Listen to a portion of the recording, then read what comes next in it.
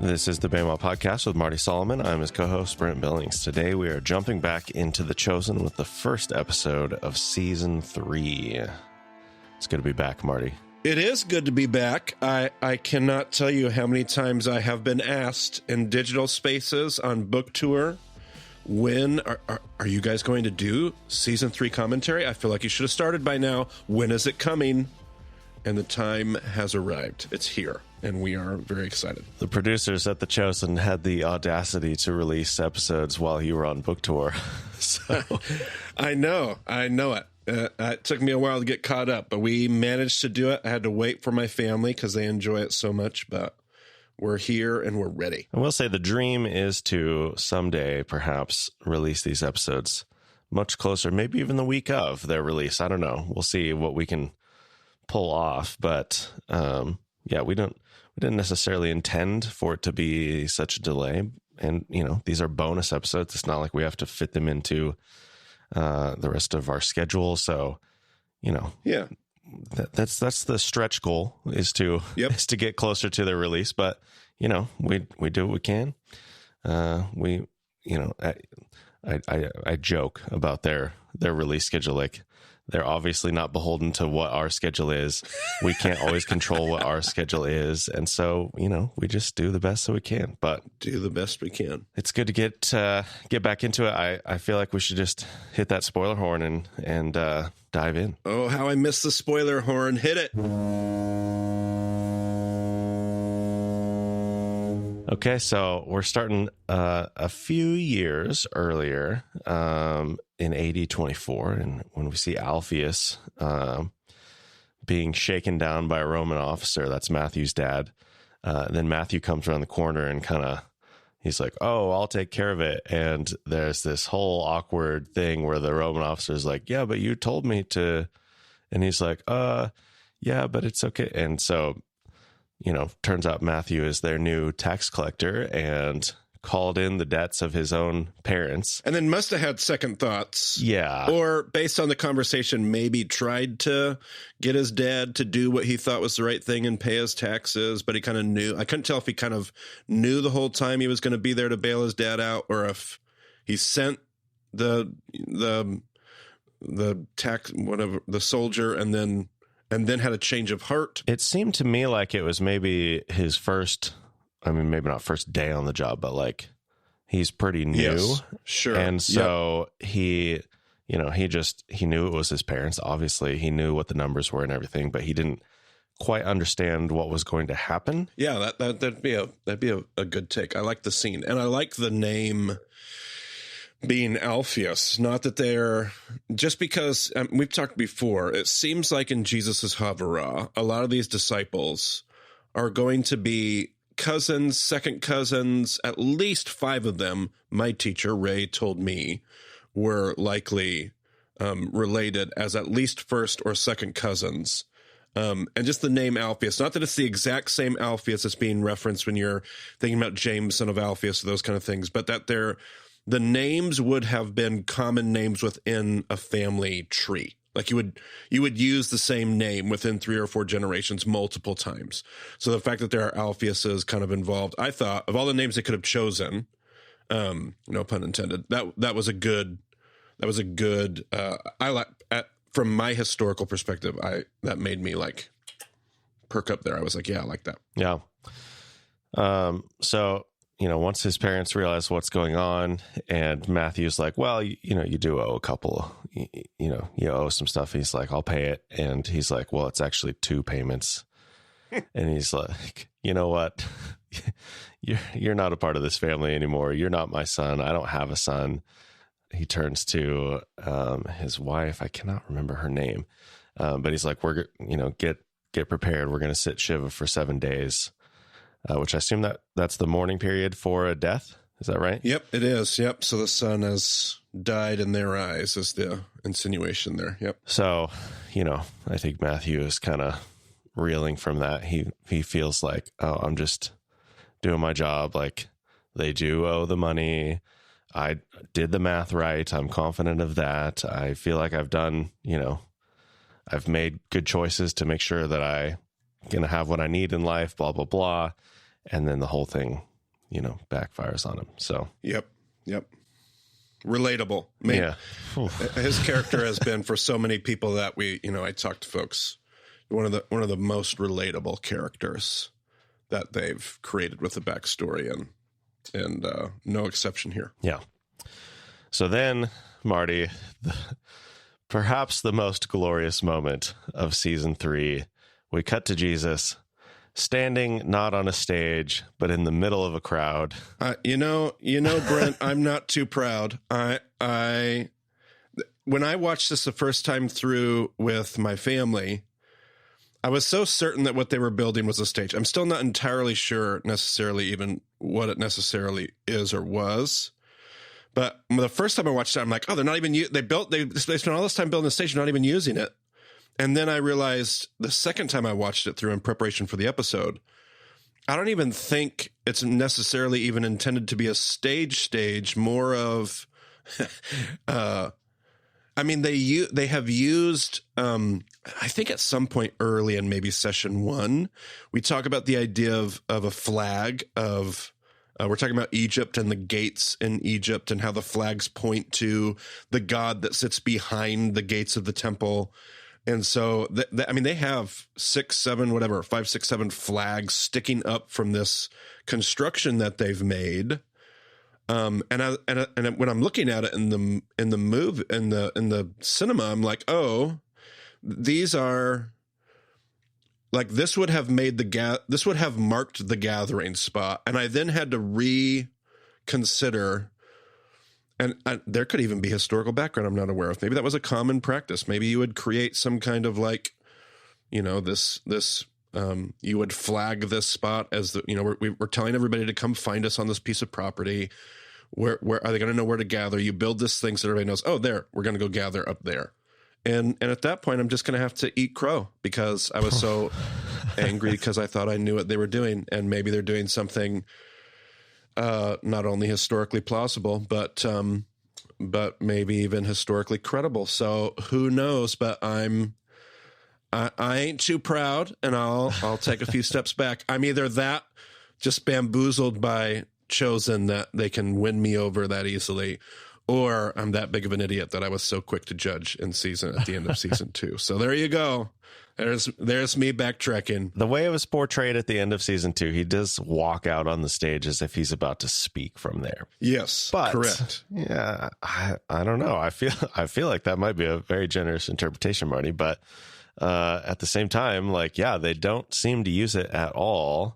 Not in that form. I mean, we don't know. Like, Jesus is in the middle of the teaching at that point. He's talking about reconciliation, which, fit perfectly with, the flashback to Matthew. But absolutely. So we don't know how he started. Like, maybe he started up on the stage, and then just like, this is stupid, I'm going to get down with the people. But I don't know. There's also no indication that that's what he did. Yeah. One of the most commonly asked questions when you try to figure out where did the Sermon on the Mount happen? And of course, we've posited that it's at Eremos Topos. I think that's the more popular viewpoint. There's a couple other popular opinions that bounce around out there, but we've talked about our photos that we use in session 3 and the 2 hills traditionally where it took place, and the Church of the Beatitude sits on top. And even if you generally say, okay, it happens in this area, you still have this sense of okay, but how do people know where to gather? How does that actually work? And so all of a sudden I was going, well, I mean, that's definitely one way to answer that. And I suppose it would make some sense. I don't know if we're going to spend that much time and resources on constructing that or not, but yeah. I mean, it does seem like a lot of work. But Jesus, at the end of it, when they're breaking up the crowd and everything, Jesus thanks all of the people, all of the disciples, praises their work, gives them the Aaronic blessing. And then he's like, and I'm sure you guys will clean this whole place up and make it look as good as new before we leave. Yep. So they're going to tear the whole thing down. Yeah. And, one of the things that they did do in season 2 as they were getting, ready for this sermon, as they really played it up as this is a big moment. This was a big speaking engagement. This was an event.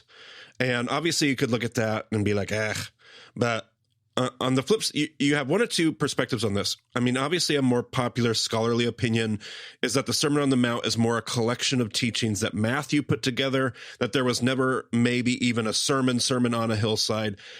I totally get that scholarly opinion. I like to hold to this idea, at least in my mind, that there is an event, a sermon. And what I liked about how they built it up was they said this was a defining moment in Jesus' ministry.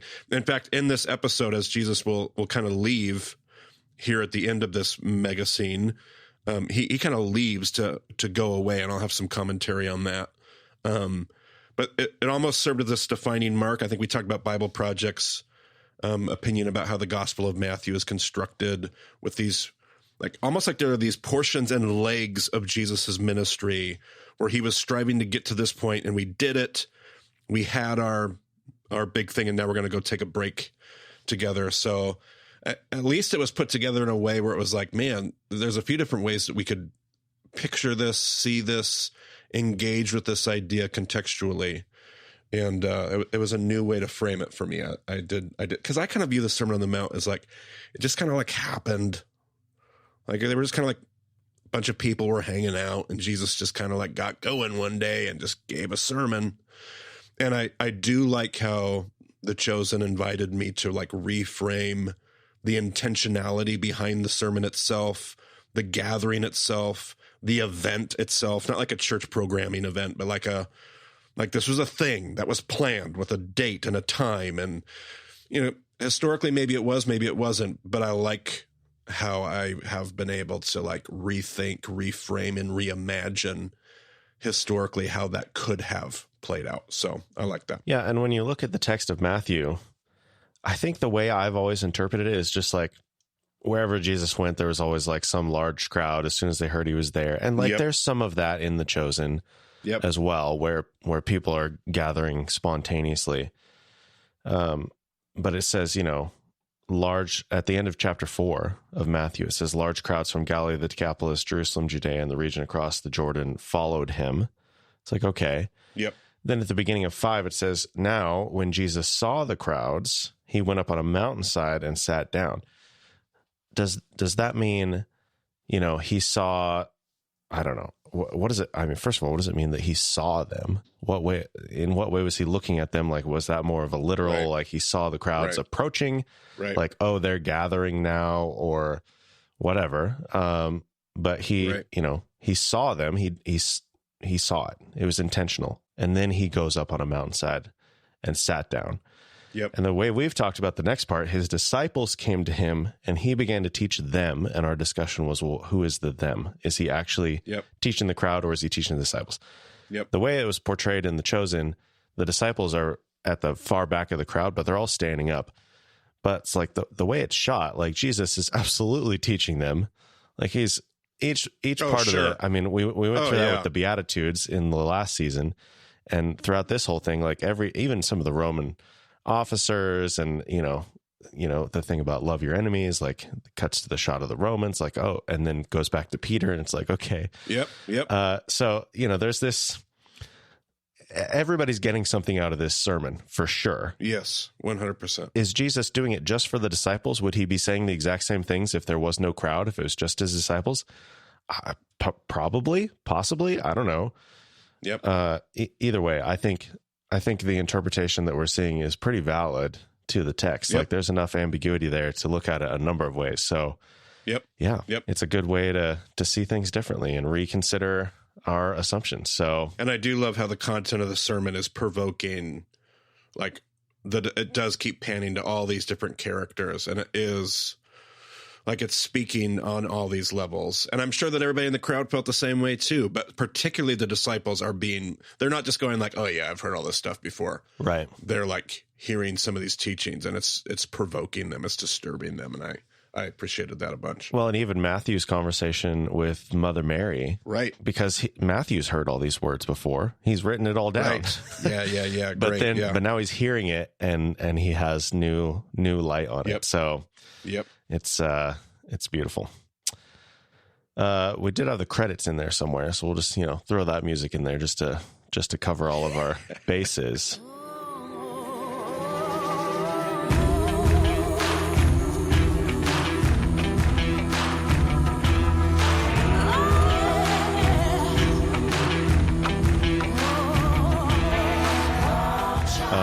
yeah, so the once Jesus is done, the crowd starts to disperse.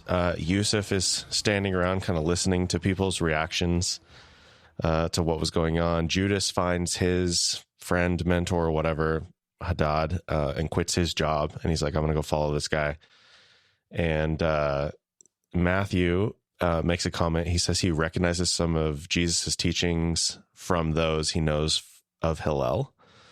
Which is great. Oh man. Every time The Chosen acknowledges that context, I'm just giddy with excitement because again, didn't have to. And I love the fact that Matthew's like, hey, wait a minute. I reckon these aren't brand new ideas. I've heard some of these ideas before already. And they come from I just love that The Chosen seems to be so aware and rooted in that piece of context surrounding Jesus' ministry. I love the crowd commenting on authority. Yeah. Uh-huh. And again, yeah, I just feel like they've written it in such a way that strikes right down the middle. You don't have to hold to like this really like Bema-esque view of rabbinic methodology to just appreciate the fact they're saying he has authority. And yet the way that they're saying it and framing it does still fit within the worldview that I would understand kind of surrounds this early Second Temple Judaism and the rabbinic method, the little r rabbinic method. So I just really like those comments. I think I see in Yusuf, for me, I was like, you could see in season 2, Yusuf like kind of turning. He's not antagonistic. But this was like a defining opening of season 3. Like, I'm like, what is his reaction as he hears these people saying these things?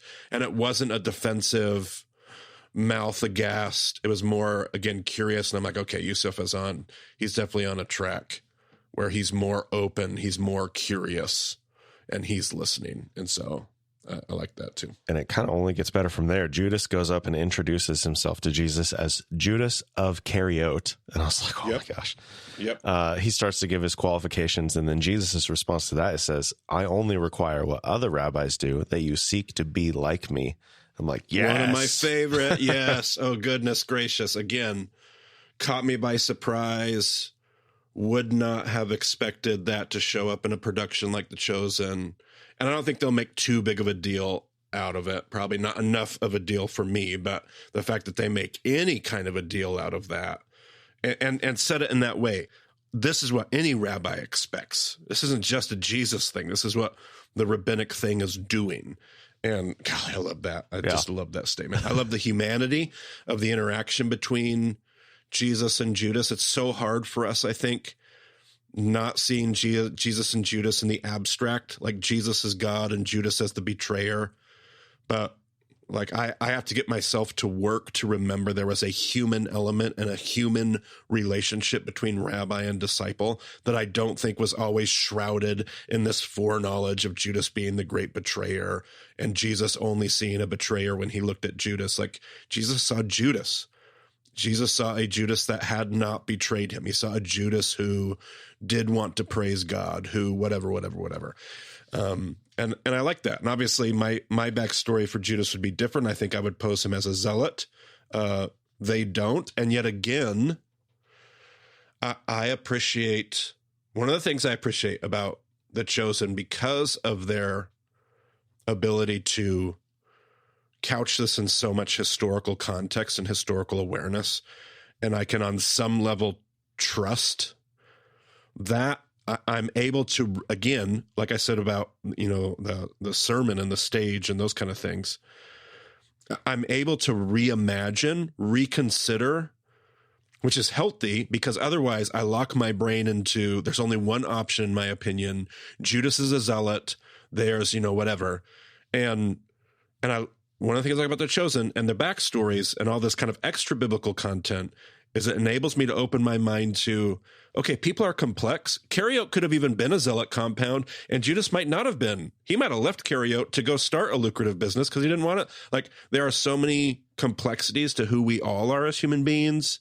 None of that would have been lost in the biblical characters. So while I think I can make some biblical historical assumptions, those assumptions are only that. assumptions, and I like reimagining who some of these characters could be when they don't necessarily fit with what my own personal assumptions have been up to this point. So Judas is one of those. Like at this point, I'll see, like there's a lot of ways that the Judas story could take a weird turn at this point. And, you know, having watched all through season 3, I'm in it on the Judas narrative. Like I'm tracking. It's kind of like Peter. I wouldn't have done Peter's backstory, but love how it's working out. So yeah, there we go.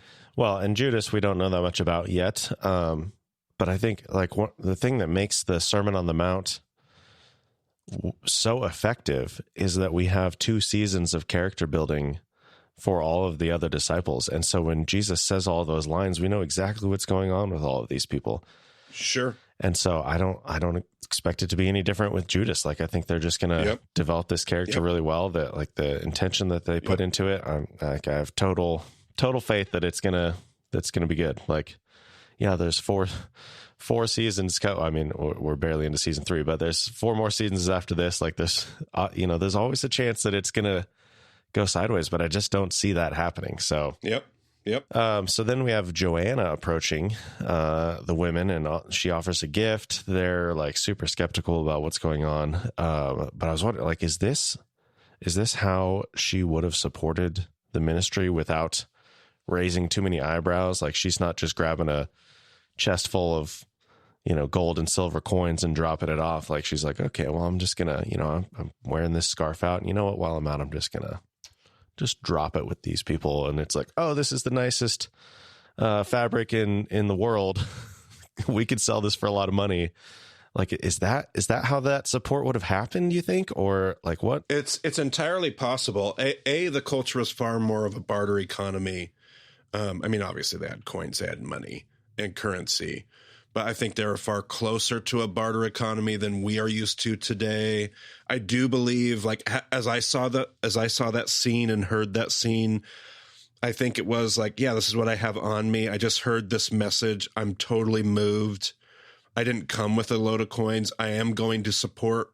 And I hear her say that, like, financially. I think Luke 8, verse 3 tells us she supports financially. And I think that is going to come in a more monetary form.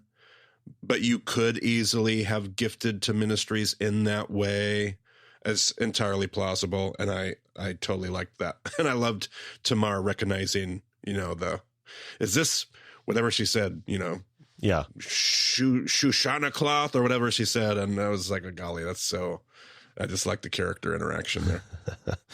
The other thing she said that was interesting, she works in, I think it's Machaerus. Yeah, that's one of Herod's 3 fortresses. So, yeah. And obviously she's married. Again, according to Luke 8:3, she's married to Herod's treasurer, secretary, clerk. I can't remember what the actual word is. But, and so Herod, we know that Herod, and this isn't Herod the Great, this would be Herod's son. And this would be, Machaerus, would that be? So I looked it up. I wasn't aware of where this place was. It's on the east side of the Dead Sea. Yep. It's Jericho is where it is. Yeah. So it was destroyed at some point, and Herod the Great rebuilt it, but then it got passed on to Herod Antipas. Is that? Yeah, it should be Antipas. Yeah, and that's where, Ray used to take groups to Machaerus. I'm almost positive I never was on there in any of my trips, but he often will take groups to Machaerus. It's right outside of Jericho. So it's a spot that you can get to today. Yeah, it has been excavated to some extent. I'll just throw the link to the Wikipedia page in there because it's pretty interesting. But the historical location of John the Baptist's imprisonment and execution, according to Josephus.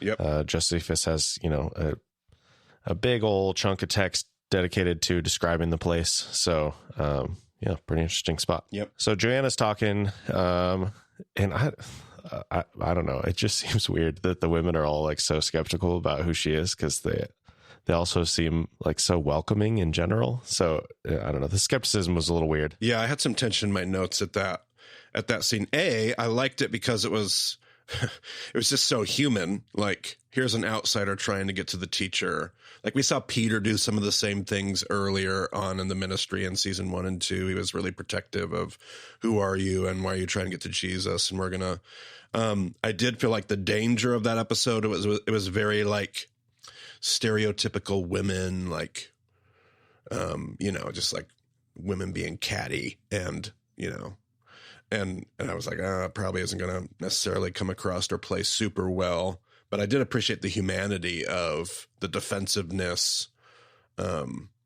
especially with somebody with a whole bunch of wealth and influence. They're just trying to get a word with Jesus because they think they're different or something special. I thought there was a lot of humanity in that, but there were some interesting tensions in there. Yeah. And maybe they were just skeptical of her response. Like, yep. Everyone else gets up and they're just like, whoa, that was crazy. Like, we're just going to go wander off and kind of process what we heard. And she's just like, I'm going to go talk to Jesus, and just, makes a beeline for it. So, I get it. Like, yep. You make snap judgments in the moment, but, yep. Yeah. Anyway, and they do process through that later. So it's, an ongoing concern, I guess. But, Andrew comes up and finds out that she's, aware of what John has going on and wants to know how he's doing. Jesus comes up and talks to Joanna, and John wants Jesus to visit him in prison. And Jesus is like, well, how about Andrew goes? And, Jesus tells Andrew that he should rest, but acknowledges that it might be easier to do that after seeing John, which I thought was just like a beautifully human set of emotions and things there. Like, yeah, this is the ideal, but I see, what's going on in your heart. I see your concern. I see your fear. And, realistically, he's able to go see John, and Jesus knows John's going to say what he needs to say and get Andrew, back on track. So, well, and personally, I love the humility of Jesus not being afraid. Like, he trusts, and I get that John's his cousin, maybe even his teacher, whatever, but like, even still, like, there's clearly at this point, they've established that there are some differences between John's agenda and Jesus's agenda, John's worldview and style and method, and Jesus's worldview and style and method. And Jesus is still like, yeah, you should go see him. There's no like, I don't know, if you go see John, maybe he's going to mess up what we've been working on. They're like, there's no defensiveness. There's no just total trust. And I was like, man, I want to learn from that as a leader. Yeah. And Peter is concerned about Andrew going there. And Andrew's like, you know what, you've done such a great job, like keeping us all safe. And like, there's just, coming out of the Sermon on the Mount, there's a lot of like personal, relational reconciliation, a lot of empathy going on, a lot of, making up for past whatever. And I think that's just another moment where Andrew gets to tell his brother, like, yeah, you know what, I understand that you're concerned. I really appreciate it. And by the way, I just really appreciate what you do for us in general. Like, I see you. I see the value in it. Yeah, Peter responds in kind, go back to Andrew. Like, everybody is, they're flying off of this like summer camp, Sermon on the Mount high. Yes. I'm sure this will fix all their relationships. I'm sure there will be for the next 4 seasons, nothing but harmony. But again, how true is that to a lot of our experiences, where even in our churches and our faith communities, we go through something, it's defining, it's shaping, we call ourselves together, we grow and develop, and then we're humans and we struggle again. And so I did appreciate everybody is just like, and we're getting ahead of ourselves in the episode, but everybody is like, I need to ask for your forgiveness and I need to make amends, and absolutely. Go Jesus. So we see Thomas and Rama have an awkward conversation about planning a visit, and plenty of things to talk about there, but whatever. Yep. And then Jesus leaves, which is again another one of those things where I've never imagined portrayed in my own teaching that's how I operate with Jesus. I've always kind of assumed that Jesus called these disciples. They were basically on the road all the time, 24/7 with Jesus for like 3 years. Not that they never saw their family or never, ever, ever got a break. But I always pictured they being with Jesus on those breaks, being with Jesus. And now a couple times over the course of the last 2 seasons of The Chosen, they have definitely portrayed Jesus sending them home and being away for a chunk of time. And there's going to be a lot of season 3 where, that's a different take. And again, one of those things that's enabled me to reimagine. There's There's nothing that insists that had to happen that way, but there's nothing that insists that it didn't happen that way. And so I've just sat here and went, yeah, okay, and reimagined what those interactions could have been like. It's the beauty of art done well, when it stays true to what we have and what we don't have in the text.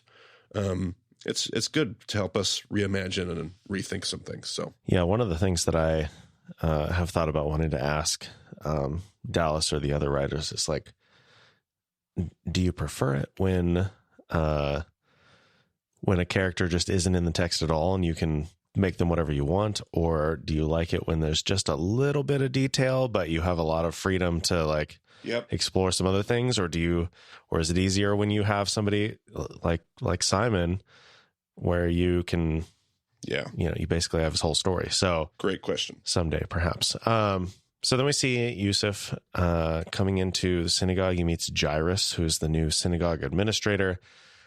Their conversation felt like really stilted, and I don't know if that was like the intentional portrayal or if the actors were just kind of like having an off moment, because I don't feel like their portrayals are that stiff in general, but that initial conversation, and maybe it was just them like as characters feeling each other out. Well, I'll tell you what it did to me. And this could be intentional. And again, I might just be being super generous here, but I could not tell at the end of these first couple scenes with them together whether or not Jairus is this somebody I can trust or not trust? Yeah. There's not enough in the biblical text for me to assume what Chosen's going to do with it. And so he's like, he's talking to him about his notes and his manuscript, and it is kind of stilted. I interpreted that because Yusuf doesn't know there's this new guy, like it's a synagogue ruler, so he wants him to be, wants to have a good relationship, but doesn't know if he can be trusted. Like when you're where Yusuf is, the general status quo in his Pharisaical worldview is most people aren't going to be people you're going to trust. Here's this new person in a position of influence. And honestly, because of that way that scene was done, and maybe a couple scenes, maybe even, like I wasn't sure, like it's going to be later where he's like, you can keep your manuscripts in the safe that I have here and nobody will see it. And I'm like, oh man, this guy's trying to get Yusuf in trouble. Like that's what I thought the whole time until later in the episode. And then still didn't even know until later in the season. So that's how I perceived that. I know what you're talking about. It was like awkward and but I felt like it was those two characters trying to figure out, who are you? Can you be trusted? Do I trust you? What's our relationship going to be? All that kind of stuff. Yeah, and that makes more sense. I mean, we know Yusuf a little more than Jairus at this point. Like Jairus, we're seeing for the first time. So I didn't know what his character was going to be like. And I think, we go on to see like, it had to have been intentional, but it just struck me the first time I saw it as like being a very strangely awkward conversation. Yep. Yusuf's talking about how he needs ink. Jairus is like, we don't have anything. Jairus also says he's good at bringing order amidst chaos. And I was like, well, that's a funny way to phrase that. And again, I didn't know what he meant. Like he's this heavy-handed synagogue authority or and he said diplomat. And I'm like, oh, okay, maybe he's more, but is he slimy diplomat? Right. Is he strategic, compassionate? I still didn't know. Yeah. And Yusuf is kind of like saying, I had this weird experience listening to this thing and I don't know what I'm going to do with it yet, but I feel like I have to document it. And then that's when Jairus says, well, I've got the cellar where you can let some documents cool down. And I thought about our meeting that we had the other day where you sent me an email and it didn't come in for 5 minutes because you have the delayed send feature on. Yeah, totally. That was beautiful. Delayed send for documents. It was, we see later, it was addressed to Nicodemus. That's what I was assuming when I very first thought of like, who could he be writing these for? My gut told me Nicodemus. So it was good when I saw that later. Rabbi Nicodemus of the Jerusalem Sanhedrin is what it said. So that was fun. Yeah, and when he does end up giving the letter to him, Jairus is like, hey, this isn't even sealed. And Yusuf is like, nope. Yes, yep. kind of like, Yep. why don't you read it? Tell me what you think. Yep, and that's where I felt like, oh, okay, now I know where Jairus is at, I know where Yusuf's at, I know where the relationship is at, but it wasn't until that moment where I felt confident in that. Yeah. Let's see. So then we kind of have a little bit of a montage of everybody going back to their home. Simon and Eden enter their home, and of course they're almost immediately interrupted. Nathaniel's there. Eden's hospitable. Simon is not. And then Z shows up, so it's like, okay, we got a whole crowd going on here. Yep. Big James is telling John how excited he is to get home and have Emma's cinnamon cakes, and then Thomas joins them, and then their dad comes out and is like, oh, Emma went to the market. She realized she didn't have any cinnamon, and he's just like, ugh. Yep. All of my dreams.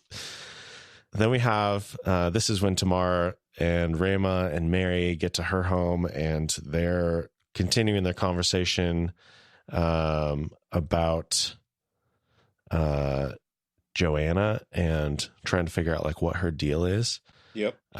Also, okay. So one other thing in this scene that was, I mean, this is kind of throughout, but there's like all of these conversations as people are getting home, like Nathaniel, when he comes to Simon and Eden's house, he's like, yeah, you know, I was going to stay in this other place, but there's 3 people and they're like totally on top of each other. And like the ladies get into Mary's home and they're like, yeah, it's kind of small, but you know, it's intimate. It'll be warm. And I just feel like I feel like the way we've talked about it before is that there's going to be tons of people in these households. Like the concept of like personal space and being on top of each other. And Nathaniel's like, oh, I heard you had an extra room that your mother-in-law was in. And, you know, he's going to get a whole room to himself. Like it just seems crazy to me that all of these people are so concerned about the personal space. Yeah. I think you're probably right on that. I think that's probably a production choice to maybe allow us to connect with them, maybe without overdoing it. I had some of the same thoughts, like the spaces that I see portrayed in the movie, which they, not that they could even be smaller to be able to do the scenes well, but I mean, they're big. Those are big rooms. Those are actually big spaces. But they're also not like gaudy big or unbelievably big. They're just on the larger sides of normal. So yeah, I thought these would be more normal. I bet they still had some of the same human impulses. If somebody did have an extra room, I'm sure they would prefer that. Sure. Yeah. Sure. But probably not with the same. It's probably like somewhere in between. They're probably shooting the gap so that we can relate as a production. Perhaps. And maybe as well with the, I think we've talked about before, like, did we talk about this? Where, you know, you have a house and there's like one room where everybody sleeps in, and then there's another room where it's like, okay, you know, one of the married couples gets to go in that room, you know, tonight, and then the next night it's going to be somebody else, and they kind of trade off. Yep. And there's just not the awkward, taboo, you know, nature of the conversation. Like it's just going to be, I mean, I don't know if Nathaniel would necessarily need to leave the house. Like I don't know exactly what the dynamic was. Yeah. But I think it would not be as awkward to talk about it. And like, I don't know, Eden was a little bit embarrassed when Nathaniel acknowledged he knows what they're saying and whatever. Yep. Yeah. Probably another one of those things that I'm reimagining, and it's definitely been portrayed to me by my teachers and historians in a particular way. But I mean, who knows? We know very little for sure, but yeah, it probably was a little different. I did think about that, and I thought, of course, if they would have portrayed it in the Chosen the way that I see it, the audience would have like totally, you would have had to have done so much work trying to explain that. Yeah. Because the audience would have been like, why are there 70 people in this house? Sure. So I was like, okay, yeah, totally get that. And they probably would have been even more weirded out if Nathaniel was like, oh yeah, sure, I'll just be gone for the next few hours or whatever like that. That probably would have been even weirder for the audience. So, well, Judas seems like he has a pretty nice house. Interestingly, he's gathering some things from it, including a plant, and he goes and visits his sister.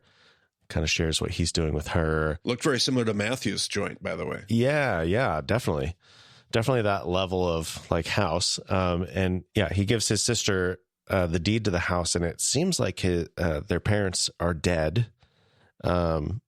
And she makes some comments like, you know, you haven't always made the best choices. The house that you invested in certainly hasn't increased in value. I'm like, what? I mean, it seems like a pretty nice house. Like, how bad could it be? But whatever, she has concerns as the, I guess she's the big sister. And, he's like, it doesn't matter. And then we see a little bit of Judas's like misunderstanding of who Jesus is. And he says, if he is the anointed one, he will not be killed. He will defeat the Romans. Yeah. There's a whole lot of, futuristic winks and about Judas himself, about Jesus and all of that. I thought, there's a lot of well-played dialogue here. I have a scene in between this too where there is. I kind of skipped over. Yeah. All right. So Joanna and Andrew, they arrive at the prison, and Joanna bribes the guard to be quiet. So it's like, obviously she does have access to money to some extent. The guard is very happy to take that money and pretend that they were never there. So Andrew is expressing his concern. And John is just saying, you know what, you just gotta focus on Jesus. Don't worry about what's going on with me. And John asked Joanna what she thought about Jesus. He's like, I don't even care that you had a chance to talk to him. I want to hear what you thought about, what he said. And she's like, oh my gosh, it was so crazy. Everything was backwards. Like, you love your enemies and blah, blah, blah. So John's super excited about hearing the topics that Jesus spoke about, super excited about how many people were there to hear it.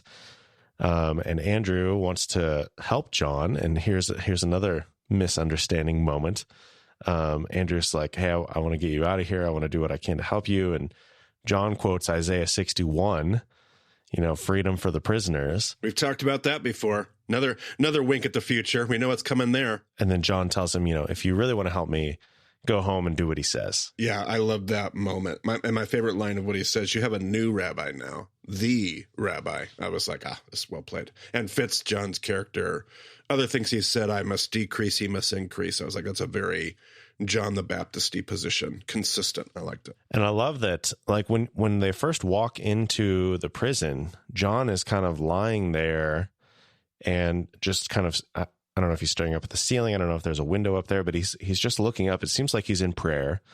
I guess you could also read it as he's just like kind of out of it. Yeah. Probably hungry, probably tired, whatever. But yeah. But I read it as, he's in prayer. He's not focusing on where he is. He's focusing on, who God is and what God is doing outside of the walls of where he is. And he's just not, like, he's not concerned. And he's right. Like, the prison walls don't mean anything to Jesus. Like, that doesn't, so he's right in some extent. Yep. He's misguided in that Jesus doesn't intend to get him out of prison, because he's not doing things the way John thinks he is, but John is right. Yeah, no, I it's hard for me to relate, because I'm sure I'm never in those same situations where I'm right, but also wrong. Yeah, absolutely. How many times that must be true, where we get it and we have no idea what it means to get it. So, yeah. All right. So closing out the episode, we have Andrew arriving at Mary's house and apologizing for what he said.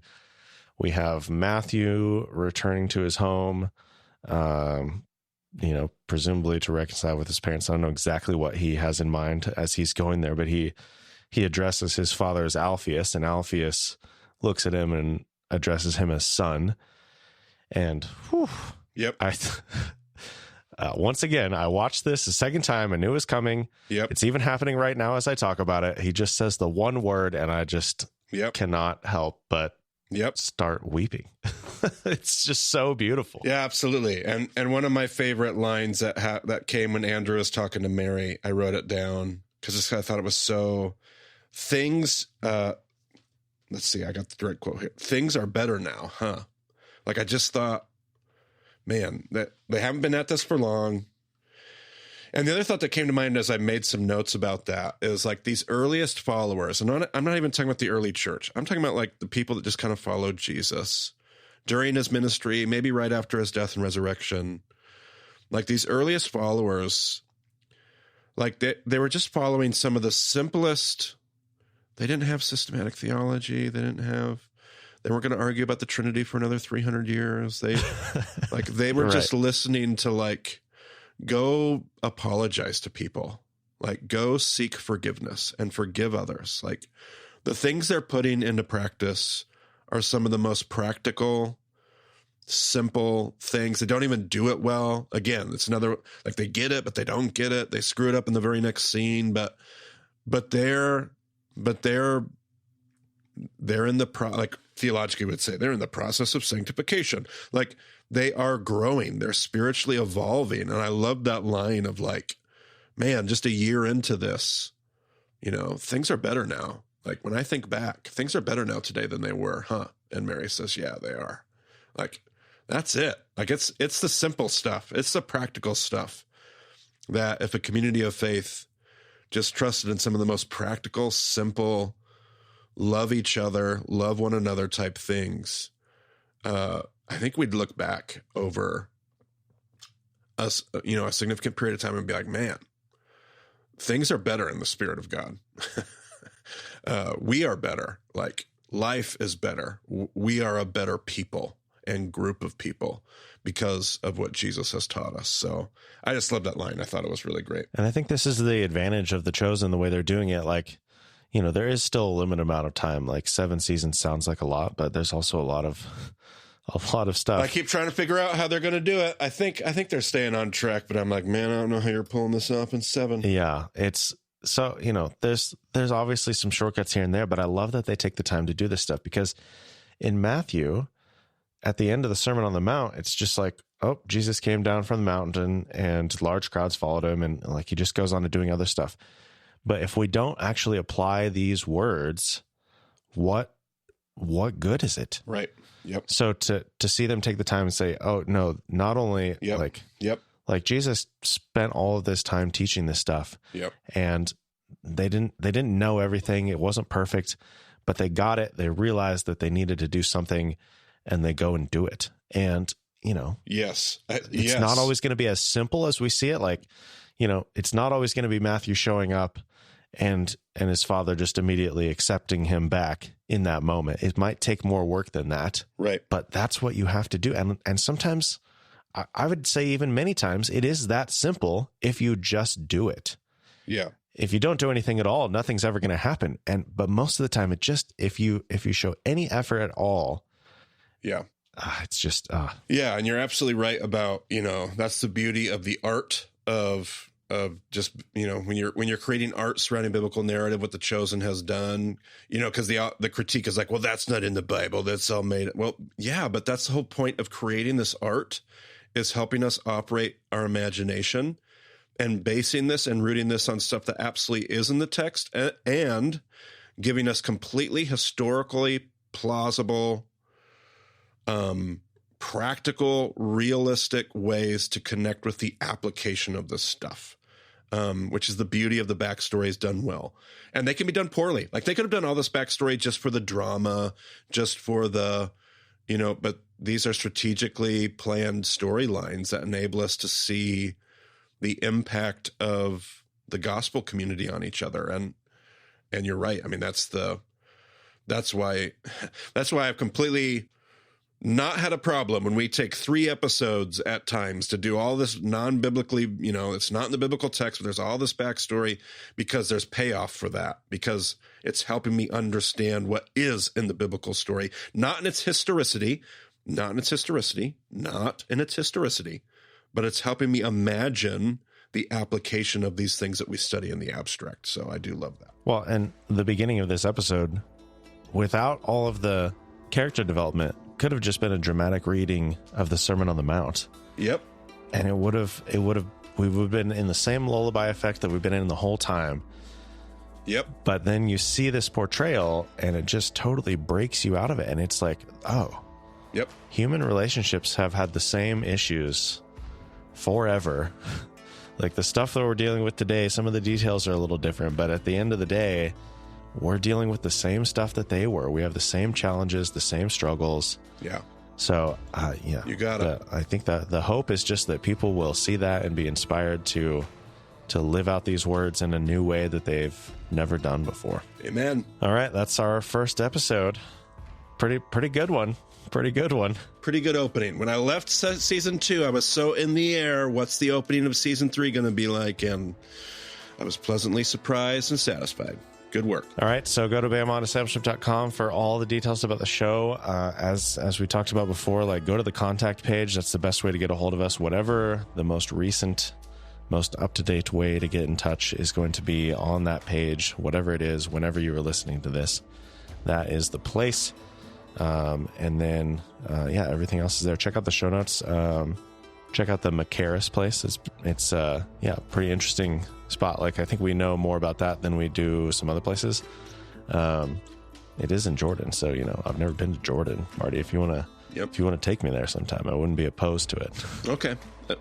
Usually we go there when we can't, get out of the country otherwise. So yeah, it's a little bit of a bittersweet reason to go to Jordan, but if it happens, it'd be sure make for an interesting trip. Anyway, that'll do it for this episode. Thanks for joining us on the Bama Podcast. We will talk to you all again soon.